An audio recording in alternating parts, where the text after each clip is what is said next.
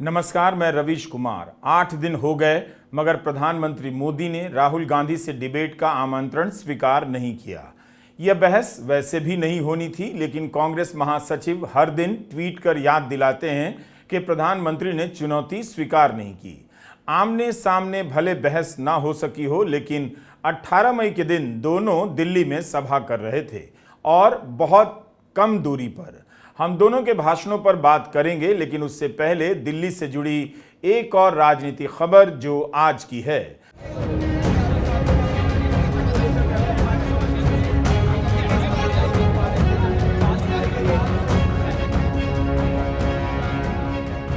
आम आदमी पार्टी ने अपने विधायकों, सांसदों और कार्यकर्ताओं के साथ बीजेपी दफ्तर तक मार्च किया। अरविंद केजरीवाल ने ऐलान किया कि वे बीजेपी दफ्तर आ रहे हैं, जिसे गिरफ्तार करना है कर ले। इस मार्च में एक नया नारा सुनाई दिया। संजय सिंह तानाशाही, हिटलरशाही के साथ साथ मोदी शाही का नारा लगवा रहे थे। इस मार्च में आज राघव चड्ढा भी शामिल हुए। सौरभ भारद्वाज ने बताया था कि राघव की सर्जरी हुई है। इसी के साथ राघव के नाराज चलने की अटकलें अब समाप्त हो जाती हैं। मार्च पर निकलने से पहले केजरीवाल ने पार्टी ऑफिस में भाषण दिया और आज के भाषण में कार्यकर्ताओं से कहा कि भाजपा ऑपरेशन झाड़ू चला रही है, जिसके तहत प्रधानमंत्री आम आदमी पार्टी को खत्म कर देना चाहते हैं। इन्होंने मनीष सिसोदिया को गिरफ्तार कर लिया, इन्होंने सत्येंद्र जैन को गिरफ्तार कर लिया, इन्होंने अब ये कल मेरे पीए को गिरफ्तार कर लिया। बताओ, मेरे पीए तक को गिरफ्तार कर लिया। अब राघव चड्ढा बाहर से आए हैं, परसों कह रहे हैं उसको भी गिरफ्तार करेंगे, कह रहे हैं आतिशी जी को गिरफ्तार करेंगे, सौरभ जी को गिरफ्तार करेंगे, कह रहे हैं कैलाश गहलोत को गिरफ्तार करेंगे। तो मैं आज हम सब लोग इकट्ठे हुए हैं, प्रधानमंत्री जी को कहना चाहता हूं, आप एक एक करके दुखी हो रहे हो, हम सारे ही आ जाते हैं।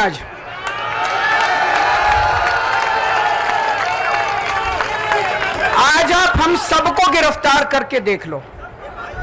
आज आप हम सबको गिरफ्तार कर लो, हम कोई डरने वाले नहीं है। अब हम आते हैं प्रधानमंत्री नरेंद्र मोदी और राहुल गांधी के भाषण पर।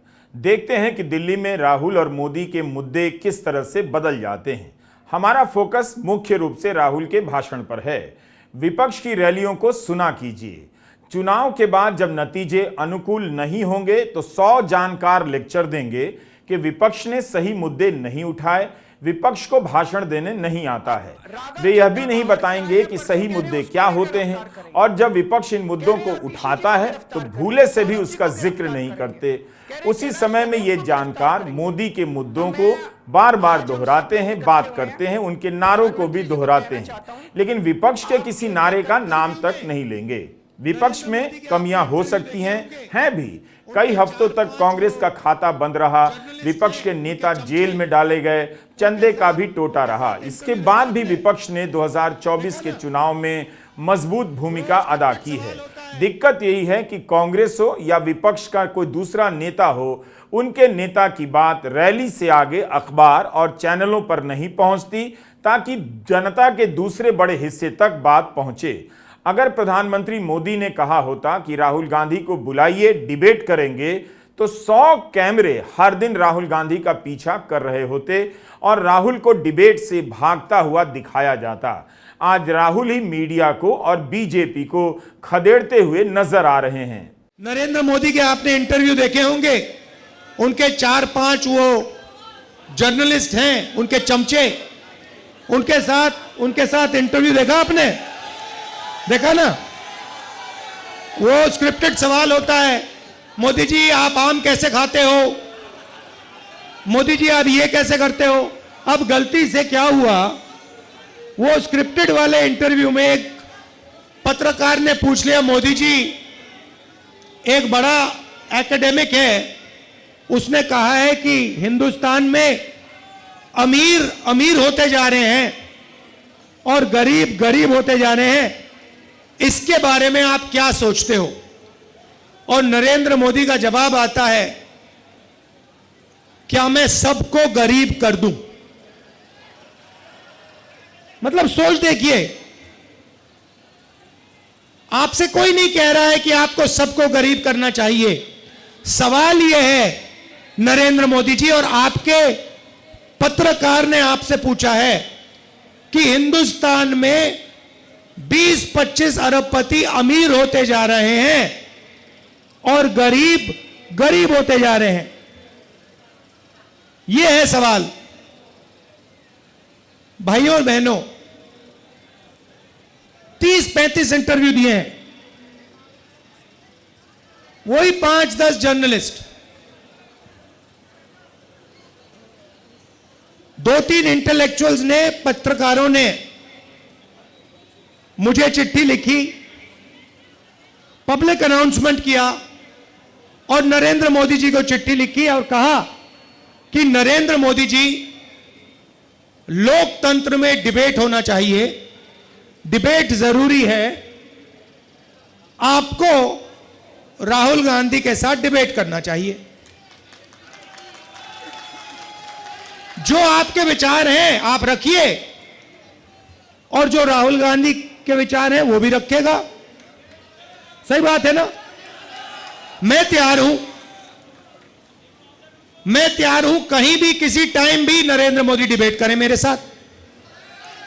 आपको क्या लगता है नरेंद्र मोदी डिबेट करने आएंगे?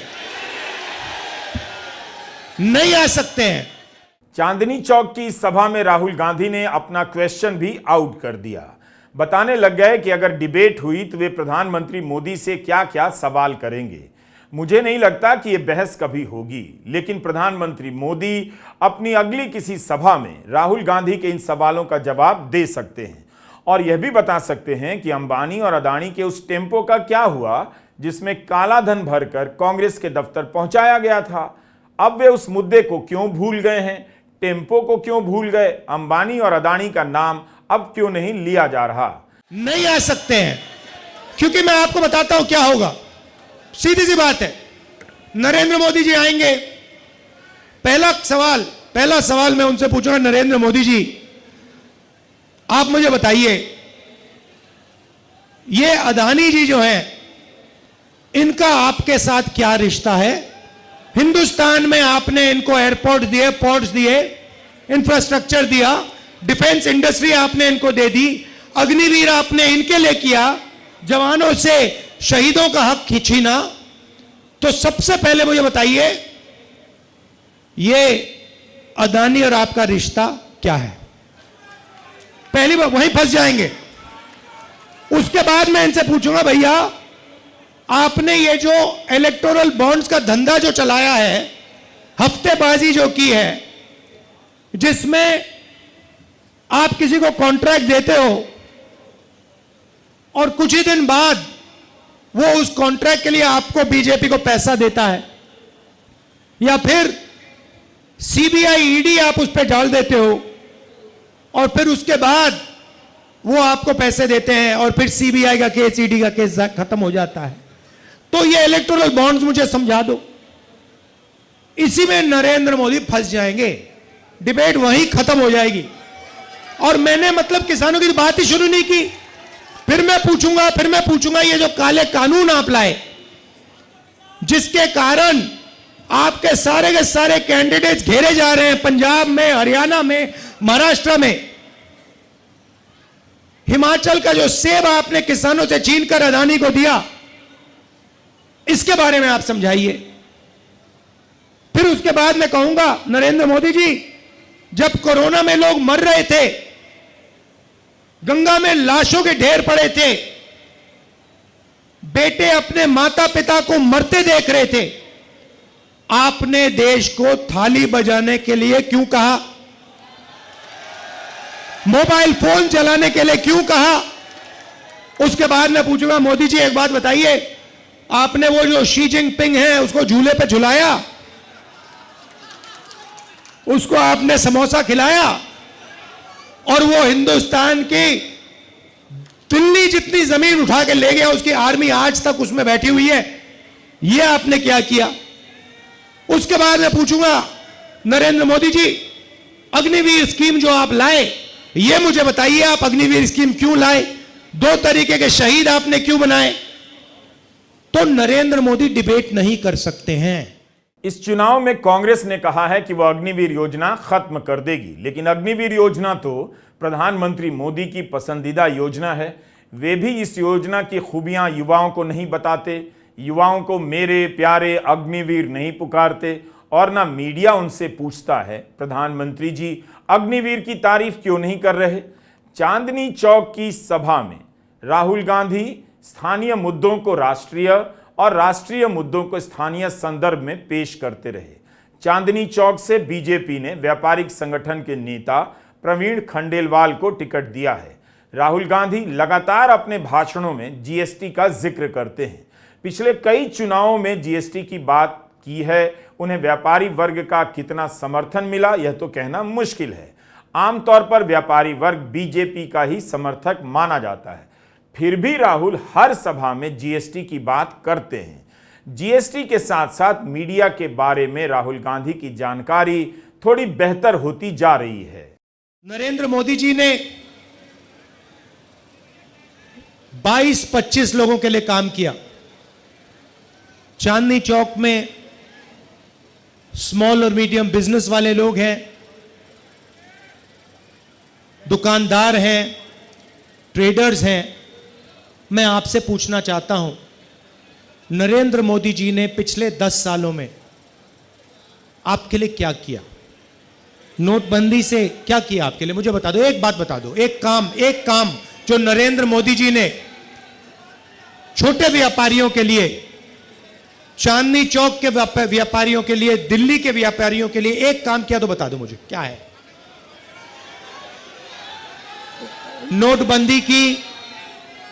नोटबंदी की उससे आपको नुकसान हुआ, आपका कैश फ्लो खत्म हुआ और हजारों बिजनेस बंद हो गए। गलत जीएसटी लागू की, 5 अलग अलग टैक्स, 28% तक टैक्स, और टैक्स में भ्रष्टाचार, एक्सटॉर्शन बढ़ाया बीजेपी ने। तो मैं आपसे पूछना चाहता हूं, मुझे आप बताओ कौन सा काम नरेंद्र मोदी ने आपके लिए किया हो? 18 मई को प्रधानमंत्री मोदी की भी दिल्ली में सभा थी। वे उत्तर पूर्वी दिल्ली में मनोज तिवारी के लिए प्रचार कर रहे थे, जहां से कन्हैया कुमार कांग्रेस के उम्मीदवार हैं। इस चुनाव में मनोज तिवारी बीजेपी के अकेले सांसद हैं जिनका टिकट नहीं कटा। अपने भाषणों में प्रधानमंत्री कब राजनीतिक हो जाते हैं, कब अवतारी पुरुष हो जाते हैं, पता नहीं चलता। उन्होंने कहा कि वे अपने लिए नहीं जन्मे हैं। कब उनके भाषण में बचपन की कहानी शुरू होती है, कब जवानी की, कब घर की कहानी शुरू होती है, कब घर छोड़ने की, पता नहीं चलता। साथियों, मैं इसे ईश्वर का आशीर्वाद मानता हूं कि परमात्मा ने मुझे देश के विकास को तेज गति देने के लिए आपकी सेवा में भेजा है। 50-60 साल पहले मैं अपना घर छोड़ करके निकला था। तब मुझे भी पता नहीं था कि एक दिन लाल किले पर तिरंगा फहराऊंगा।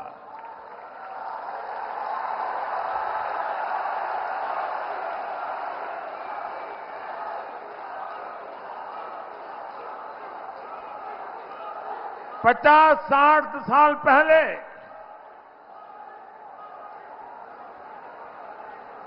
जब घर छोड़ा,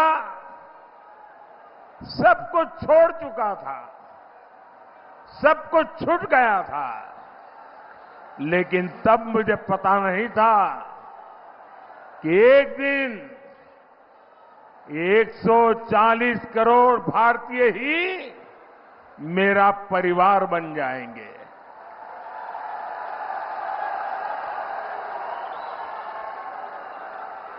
साथियों,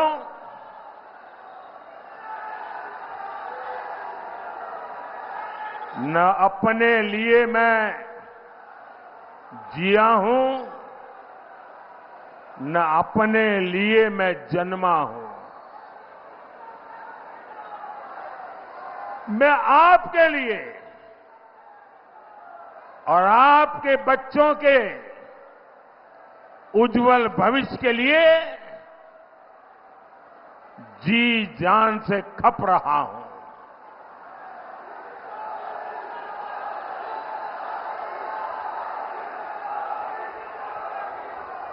समाज जीवन का स्वाभाविक क्रम है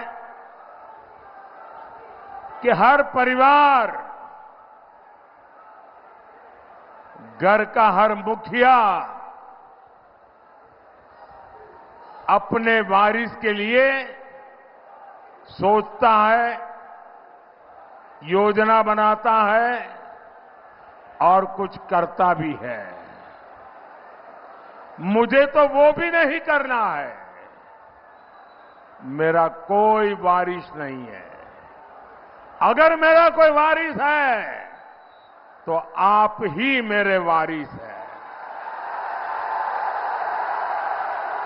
140 करोड़ देशवासी वही मेरे वारिस है। और इसलिए मैं आपके लिए ही दिन रात मेहनत कर रहा हूं। केवल प्रधानमंत्री ही दिन रात काम करते हैं। जब वे दिन रात काम करते हैं तो उनके मंत्री भी करते होंगे। उनके मंत्रियों ने तो कभी दावा नहीं किया कि वे भी प्रधानमंत्री के साथ साथ दिन रात काम करते हैं। प्रधानमंत्री अचानक दैविक भाषा का इस्तेमाल क्यों करने लग जाते हैं? खुद को महामानव बताने में उन्हें ज्यादा मजा आता है ताकि जनता को लगे कि कितना काम कर रहे हैं, जबकि जनता को पूछना चाहिए कि आप जो इतना काम करते हैं, हमारी हालत इतनी खराब क्यों है, बेरोजगारी क्यों है। दैविक उद्देश्य राजनीतिक कार्य से बिल्कुल अलग होता है। पीएम खुद को नेशनल पुजारी तो बना ही चुके हैं, अब नेशनल अवतार की तरफ भी बढ़ने लगे हैं। ईमानदार होने की अंतिम गारंटी यही है उनके हिसाब से कि किसी का कोई वारिस नहीं। क्या जिनका वारिस होता है वो ईमानदार नहीं होते? उस हिसाब से तो राहुल गांधी का भी कोई निजी वारिस नहीं। इलेक्टोरल बॉन्ड का हाल सबने देखा। सुप्रीम कोर्ट ने प्रधानमंत्री मोदी के बनाए कानून को रद्द कर दिया और कहा सारी जानकारी सार्वजनिक की जाए। यह कानून अवैध है। क्या क्या नहीं सामने आया उसके बाद से। किसी कंपनी के यहां छापा पड़ा और फिर उसी कंपनी ने बीजेपी को कई 100 करोड़ का चंदा दिया। सत्ता से बड़ा कोई वारिस नहीं होता। उसी वारिस के लिए लोग लड़ते हैं, राजनीति करते हैं। कुर्सी से बड़ा कोई वारिस नहीं। मोदी जानते हैं कि यह लड़ाई वारिस और विरासत की नहीं, कुर्सी की है, लेकिन अपने भाषण को किसी और धरातल पर ले जाते हैं। गनीमत है कि अपने भाषण में वे दिल्ली में हुआ विकास का भी जिक्र करते हैं। कहते हैं कि 10 साल में दिल्ली में बड़ा बदलाव हुआ। इसके बाद भी बीजेपी ने अपने जीते हुए 7 सांसदों में से 6 के टिकट फिर क्यों काट दिए? आपने G20 सम्मेलन के दौरान देखा है कैसे दुनिया के शीर्ष नेता दिल्ली को देखकर चकित थे। आज यहां भारत मंडपम और यशोभूमि जैसे आधुनिक कन्वेंशन सेंटर बन रहे हैं। नया संसद भवन हमारी शान और बढ़ा रहा है। नेशनल वॉर मेमोरियल आजादी के बाद देश के जवान इसके लिए मांग करते थे, प्रतीक्षा करते थे। देश का दुर्भाग्य देखिए, जब तक मोदी नहीं आया दिल्ली में बैठी हुई सरकारों को देश के वीर जवानों के सम्मान में वॉर मेमोरियल बनाने का उनको महत्व नहीं समझ आया। देश में लोगों की सुरक्षा करते करते करीब 35,000 पुलिस के जवान शहीद हुए हैं। हमारी रक्षा करते करते शहीद हुए। उन पुलिस मेमोरियल के लिए देश के पुलिस के जवानों को 70 साल इंतजार करना पड़ा। मोदी आया तब जाकर के बना। दिल्ली की सभा में प्रधानमंत्री मोदी का भाषण काफी अलग है।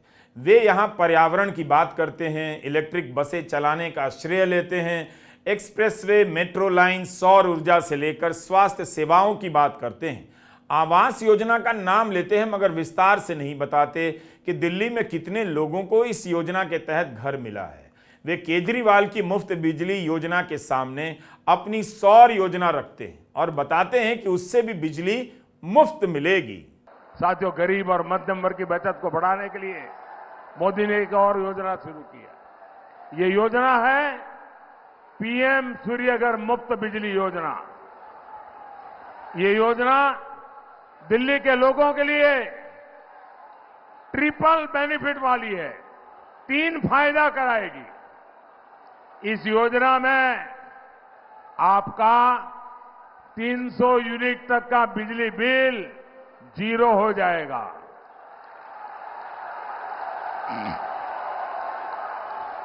बिजली बिल 0। और इसके लिए भारत सरकार 75,000 रुपीज, 75,000 रुपये तक की मदद देगी। और ये ऑनलाइन रजिस्ट्रेशन चालू हो चुका है। इस 75,000 रुपये से अपने घरों पर सोलर पैनल लगाएं, घर में जो इस्तेमाल करने की बिजली की जरूरत है उपयोग कीजिए, और जो अतिरिक्त बिजली होगी वो सरकार खरीदेगी, उससे आपको कमाई होगी। बिजनेस टुडे की एक रिपोर्ट है कि 3 से 5 किलोवाट यूनिट का सोलर पैनल लगाने पर 2.25 से लेकर 3.5 लाख तक का खर्चा आता है। इसमें सरकार की सब्सिडी 60 से 78 हजार रुपए की होती है। तब भी सोलर पैनल काफी महंगा हुआ तो यह फ्री कैसे हो गई, इसे प्रधानमंत्री ने साफ नहीं कहा। वे नहीं बताते कि शुरुआती लागत जब लाख रुपए से अधिक है तो आम आदमी कहां से लाएगा, जबकि केजरीवाल फ्री में बिजली दे रहे हैं।